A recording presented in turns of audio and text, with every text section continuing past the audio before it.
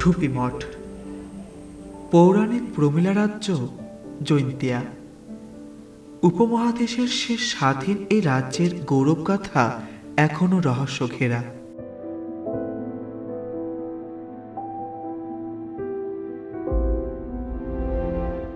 জৈন্তাপুরের সর্বোচ্চ শৃঙ্গ ঢুপি টিলার নয়নাভিরাম প্রকৃতিতে স্থাপত্য শিল্পের এক বিস্ময় ঢুপি মঠ।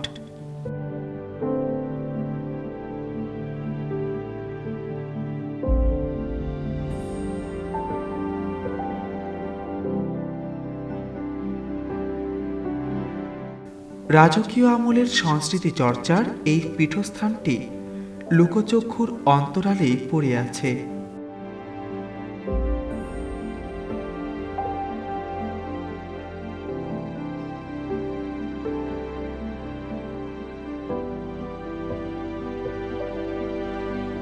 প্রত্নতত্ত্ব অধিদপ্তরের তালিকায় সিলেটের 8টি স্থাপনার নাম থাকলেও স্থান পায়নি এ রাজ্যের শেষ স্মৃতিচিহ্নটি।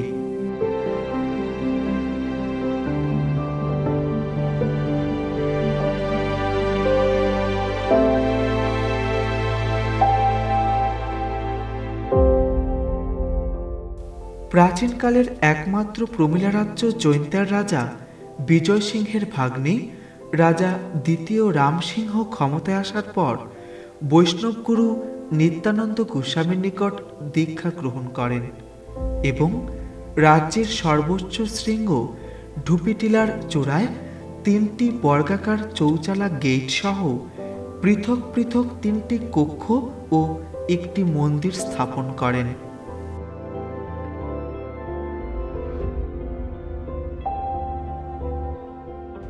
নিজ নামে মন্দিরের নাম রাখেন রামেশ্বর শিব মন্দির।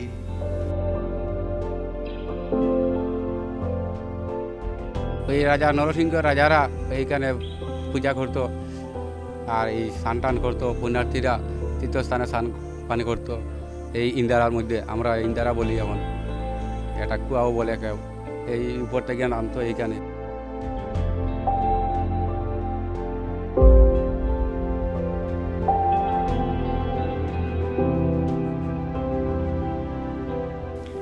এখানে পরবর্তীতে পাথরের বৃষ বা ষাঁড়ের প্রতিকৃতি স্থাপন করে মঠের নাম দেন ঢুপি মঠ।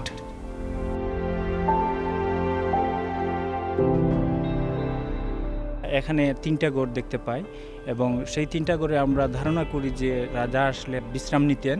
একই সাথে আমাদের ধারণা যে এখানকার যে সেবায় যারা রাজা নিয়োগ করেছিলেন তাদেরও হয়তো বা কোনো একটা বা 2টা রুমে থাকার বন্দোবস্ত ছিল।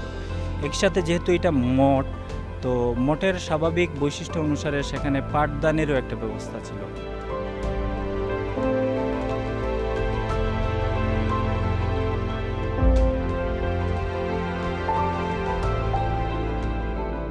পাহাড় চূড়ায় পূর্ণার্থীদের আরোহণের সুবিধার্থে ছিল 9 কালো পাথরের সিঁড়ি, ছিল 3টি সুপ্রিয় পানের কুয়া বা ইন্দারা। স্থাপত্য শিল্পের ঐতিহাসিক এই স্থাপনাটি 1897 সালের ভয়াবহ ভূমিকম্পে ধ্বংস হয়ে যায়।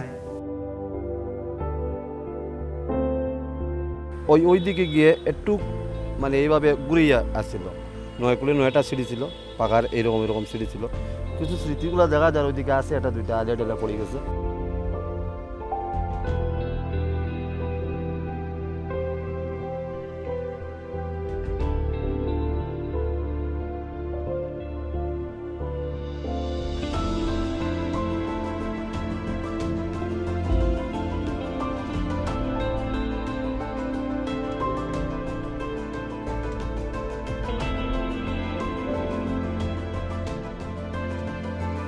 প্রায় 400 ফুট উচ্চতার মঠের 2টি গেট ও একটি বিশ্রামাগার সগৌরবে দাঁড়িয়ে থাকলেও বাংলাদেশ প্রত্নতত্ত্ব অধিদপ্তরের নজরে আসেনি এখনো।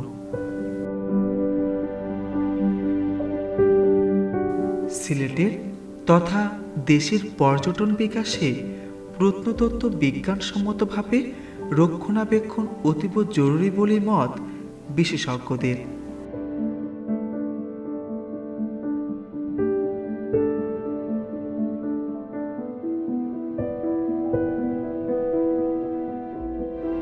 তো উপরে কূপ থাকার কথা না, কারণ পানি নিচ থেকেই নিয়ে যাওয়ার কথা, কিন্তু ওইখানে ওনারা কিভাবে তৈরি করেছেন এটা মানুষের মধ্যে একটা আগ্রহ সৃষ্টি হওয়ার কথা। স্বাভাবিক যার কাছে এত উপরে কূপ থাকার জেনারেলি থাকে না। আর দ্বিতীয় হলো যেই গেটগুলি এখনও রয়ে গেছে, এই গেটগুলি কি দিয়ে তৈরি করেছে, কারণ এগুলি নর্মাল ইট না, তো এগুলি তখন কিভাবে এটা হয়েছে, এটা মানে তৈরি করেছেন বা কিভাবে ওনারা সংগ্রহ করেছেন, এই জিনিসটা যে কোনো মানুষের মধ্যে, কারণ এটা যে সাইজ দেখলাম এটা খুব স্মুথ।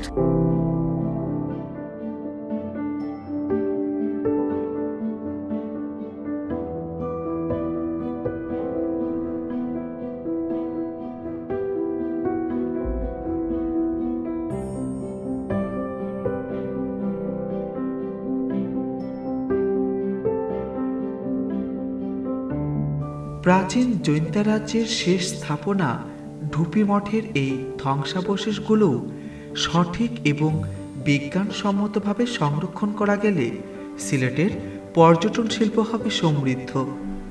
সিলেটে আসা যে কোনো পর্যটক জানতে পারবে এই অঞ্চলের ইতিহাস ঐতিহ্য সম্পর্কে, এবং স্থাপত্য গবেষকদের কাছেও এ যেন এক অমূল্য সম্পদ।